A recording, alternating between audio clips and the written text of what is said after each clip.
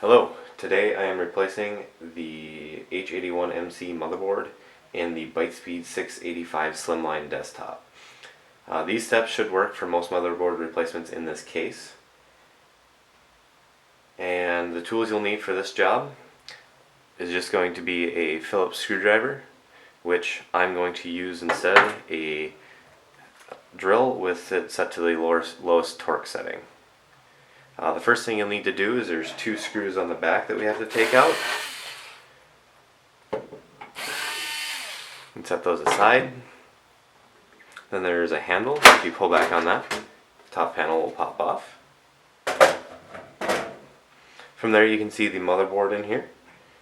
And then I like to start with the power connections. So over here by the CPU, there's the CPU power pin. That can come up.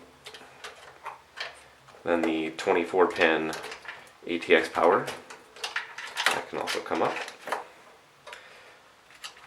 There is the chassis fan, that can come unplugged. On this side over here, you got the audio and two USBs for the front. That can just get tucked away. There are two SATA ports on this motherboard. Those can get unplugged. And the last ones, you have all of the front panel wires. I would suggest taking a picture of the front panel before taking it apart. That way you make sure they get plugged back into the same spots. After you have all that unplugged, there's 6 screws holding the motherboard in.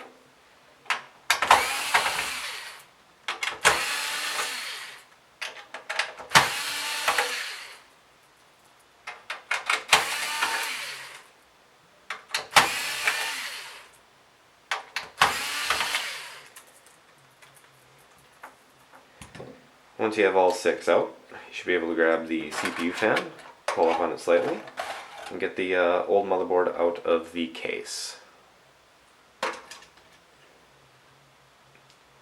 From here, what I like to do, move that up, get the new and old motherboard kind of lined up next to each other. I'll start disassembling the original motherboard. Taking the RAM, speaker, and the processor fan off.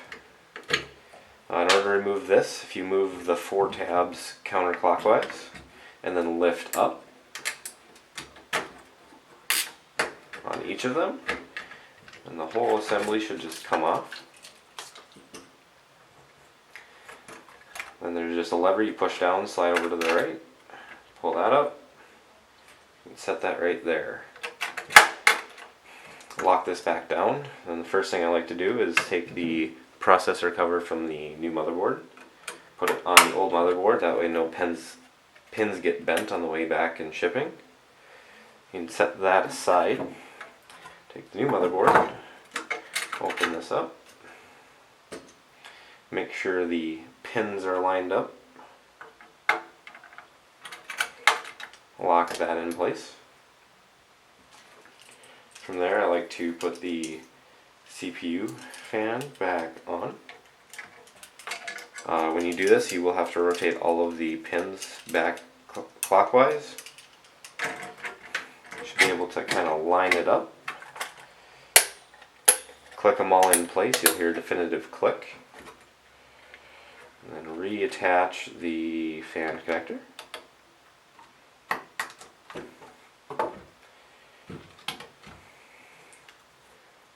Put in the stick of RAM again.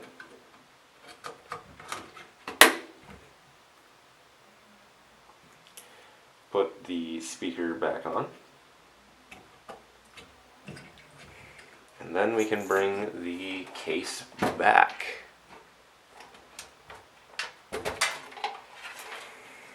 Once again, I like to grip the board by the CPU. You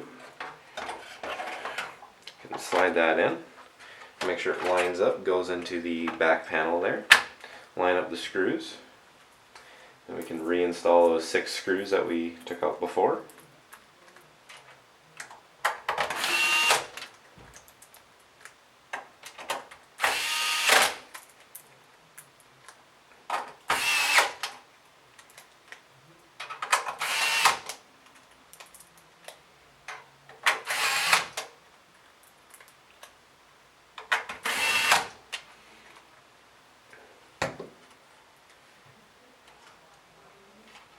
I'm going to start with the chassis fan.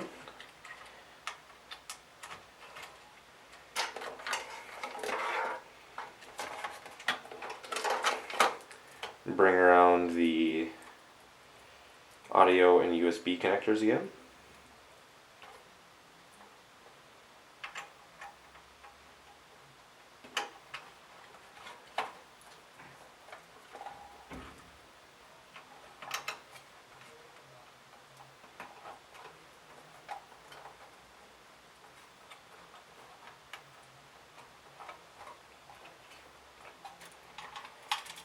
You can rehook up the front panel.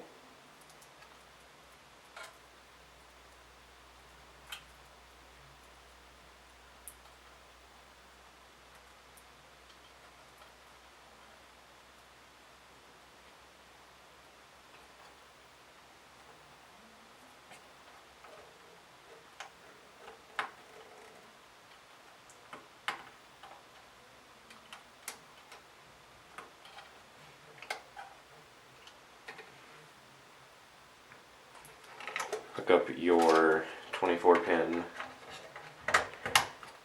ATX power, then the 4-pin CPU power. Reroute that the way it was. Hook up your 2 SATA ports again.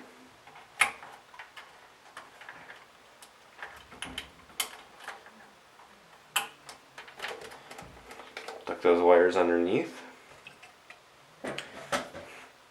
You can then double check all of your wiring connections to make sure everything's right. Looks like everything here should be. Take your top cover, get it on, it'll kind of go down, and it's just sliding it forward. You'll hear a click. Take your 2 screws that you took off the back before, put those in, and that is a successful motherboard replacement in a 685 chassis.